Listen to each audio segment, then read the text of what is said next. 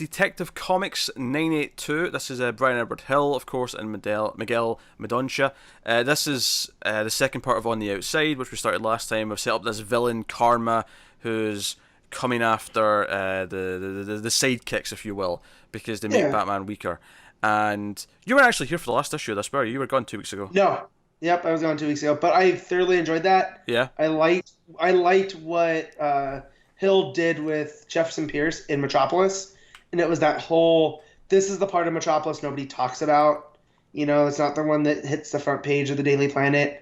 It's the forgotten. And I like that, and I like that it gave that character not like an attitude, but it defined him as somebody that's like, yeah, I'll go to the depths to help the people that need it the most. Yeah. And I felt that carried on here, and it makes me very excited for the not happening but totally is happening Outsiders book. Oh yeah, totally happening. Because we end the last issue with, of course, Karma coming after Cass, and we get like a little like flashback here. It's kind of a classic, like, you know, Eastern European, like, you know, shady like arms dealer who's the villain's buying his mask from.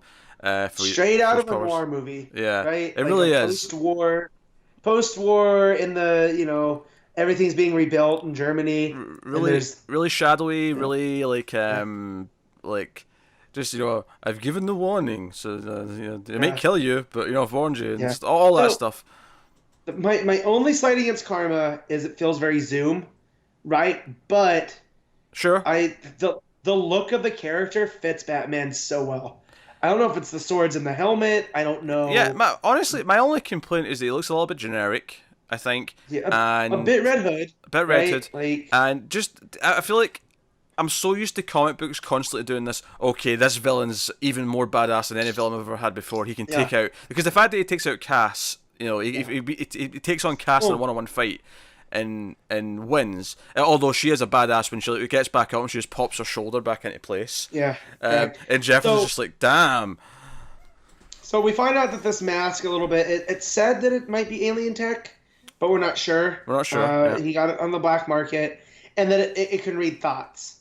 And so I like that that's why he appears so badass, because he's in your head, you know, at the same time.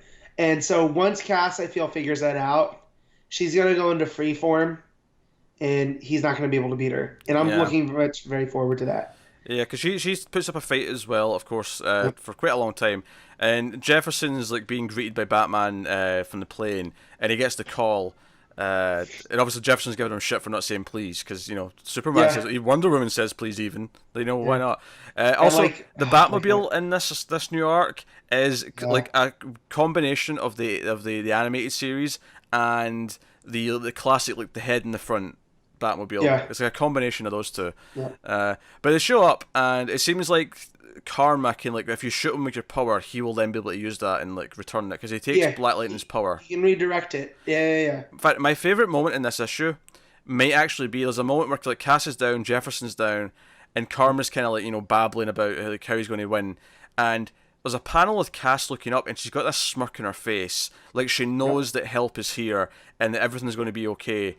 But then in the next page, Karma just turns around and blasts Batman. Like, Batman was, you know, diving down behind him, but he knows it's coming, and he turns around and zaps Batman. So I love the idea that it plays like the moment where Cass is like, oh, you're about to get your ass kicked, but then it doesn't happen, and then it's like, I think that's really effective. It's a really smart, and I even smart in the art. I even like Black Lightning is like, wow, it's not nice to be on the other end of that. You know, like, self-aware. I think Hill has a really good handle on these characters. Like, even as Batman, I feel like sometimes new writers to Batman will overwrite him, you know, and try to really double down on some of the bad Batmanisms, and I don't think Hill's doing that at all. Yeah.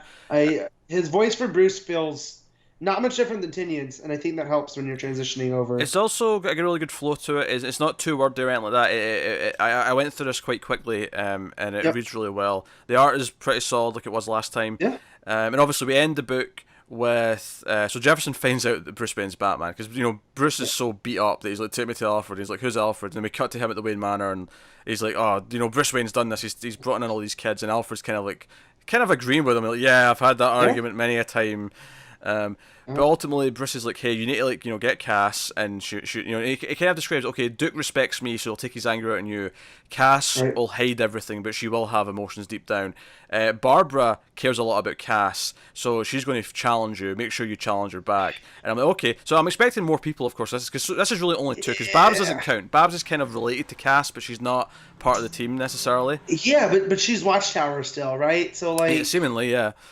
Like, yeah. But, oh man, I'm excited for this. But he's basically, you have to take them and take them off the board and stop them from interfering in this.